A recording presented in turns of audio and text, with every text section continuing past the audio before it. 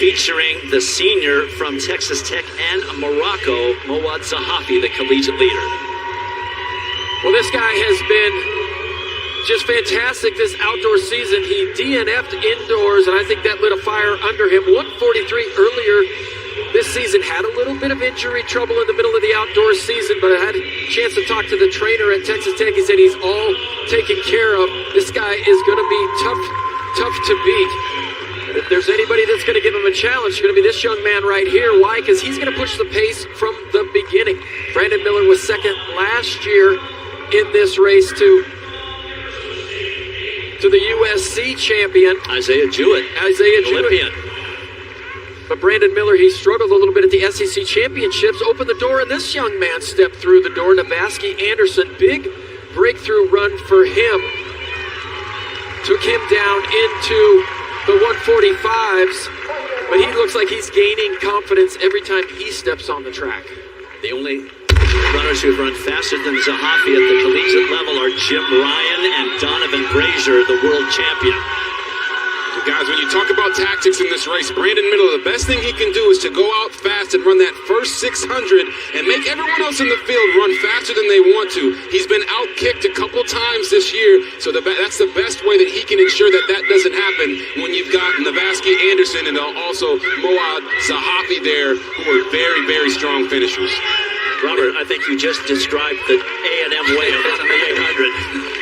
Absolutely. Talking to Pat Henry today, I said, how do you beat a guy like Zahafi? And he says, you have to take it out hard, and they're going to run it to Texas A&M way. And Brandon Miller goes out.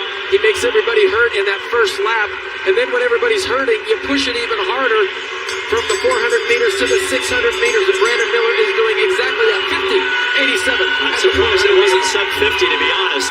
Yeah, and Moad Zahafi is very comfortable here. This is the same type of race pattern that he ran the world-leading time at 143, so he is confident that he has the strength to cover this move that Brandon Miller is putting on the field. I got to tell you, I like the way Navaski Anderson looks right here. He said at the SECs when he was interviewed by Jan Anderson, the other Anderson, I knew I was going to win the race. He was very confident about it, and I like the way he looks here. Well, with 200 meters to go, everybody looks a little concerned. Brandon Miller looked like he was giving up the lead there a little bit, but look at him battle back. Zahafi's got a head of steam. Brandon Miller had to work hard that first 600. There's just too big a gap. It looks like Zahafi's got it. Everybody else running out of real estate. Zahafi's going to win it, and Anderson is going to outlean Miller for second. 144.49 for the man from Texas Tech and Casablanca in Morocco. They are celebrating at Rick's right as we speak. Well, coming in here and being the favorite in the 800 meters, a lot like the 1500 meters, doesn't always guarantee victory. So many times we've seen the national leaders come in here and just not be able to perform at their highest level, but Zahafi comes as advertised with 200 meters to go. He covers the move by Brandon Miller. Looked like Navaski was going to be there, but Zahafi really saved his best sprinting for the last 75 meters. Got a little bit of pressure here. Nice move by Brandon Miller just to keep grinding, never giving up. That's what you're always going to get from Brandon Miller. But now look, it's just a straight foot race, and Zahafi is in fifth gear right there.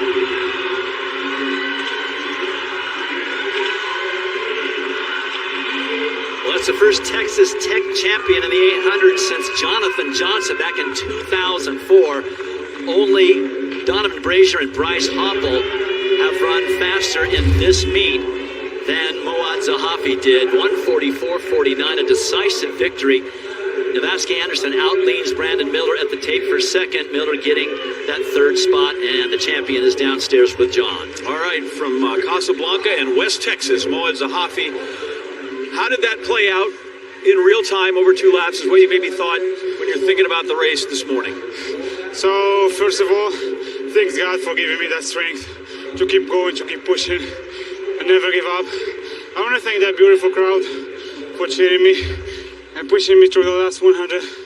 So, I came here with one goal, like everyone else, is to win. And what I did now is winning. It's all about winning. So that's all. It's my last season. It's my first time last season in NCAA. It's my last meet with Texas Tech, so I want to give it all. I want to win for my team, for the Zahafi name, for my family, for my friend who was encouraging me all the season, all the year I've been working hard for. So I'm really grateful for this moment. I'm happy. I'm really happy. It's the great first and last NCAA championship. The man who won the 800, Moad Zahafi. And Dwight, this is just the beginning of a beautiful friendship. Well, we'll certainly see him right back here in about 5 weeks at the World Championships representing Morocco. But he ran a very, very smart race. Brandon Miller set it up for him, and he walked through the door. When we return, Robert Griffin's favorite event, the 400-meter hurdles. Oh, yeah. Click, if it does. Well, the men's discus takes center stage here at Hayward Field, and this is the freshman. Imagine stepping into this ring in front of this big crowd, just as a rookie, Claudio Romero from Virginia. Oh, and he sends it way over the 60-meter line, out to 60 meters, 66 meters, 217 feet 1.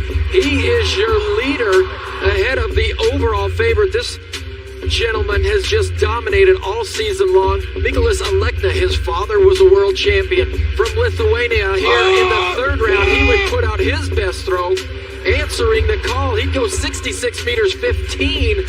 He would only be behind by 2 centimeters, 217 feet even. So the freshman leads the other outstanding freshman by 2 centimeters. Okay, well, Virgilius Alekna was more than just an Olympic champion, world champion. He was also the bodyguard for the president of Lithuania. Teshwan Shankar, former NCAA champion, over the bar at 7'4" on his first attempt. That puts pressure on the rest of the field, which includes right now Vernon Turner, who was the NCAA indoor champion, Darius Carbon, who has the best mark in the country this year at 7'6.5", and then Dontavius Hill of Auburn, who is up now. So this 24-man field got thinned out pretty darn quickly, and the apron is not wet. It's just not great conditions for high jump, a little on the coolish side. And here is Hill up for his second attempt, goes right into it with his upper body, and he knows it.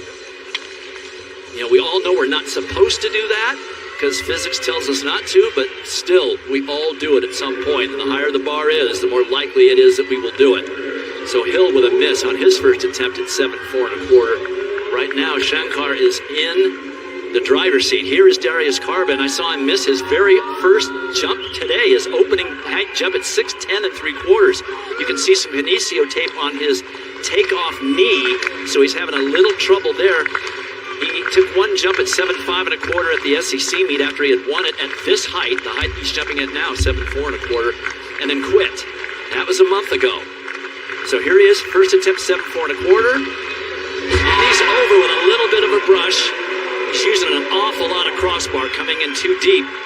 I would think if I was his coach, move him back a little bit and take a more direct line to the bar and use less crossbar. But it's nice when you clear the last 3 heights on your first attempt after a couple of heights where you missed on the first attempt. So that puts him into the lead.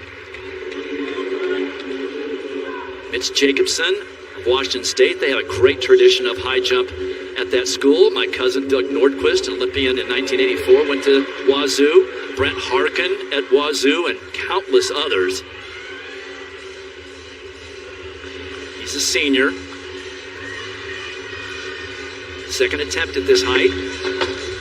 And that's a miss for Jacobson. So we will try and keep our eye on what's going on here in the high jump. They're hoping, like I am, that the rain holds off for as long as possible, because it's terrible to high jump in the rain. Back to the triple jump. All right, back to the guy who uses the entire runway. Look at how far back Chengi Mapayo takes it. A little bit of encouragement from the crowd.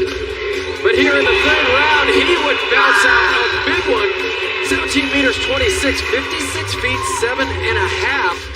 All these are wind legal as well, but look at him bounce, and a better finish. He's standing up and he's in second place. Now he finds his finish position and he takes the lead here in the third round.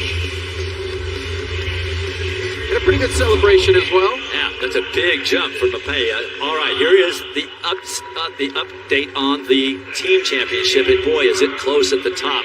Tennessee and Florida now tied at Florida State, just 3 back. Texas kind of standing still. But lots of points still available with 8 events remaining.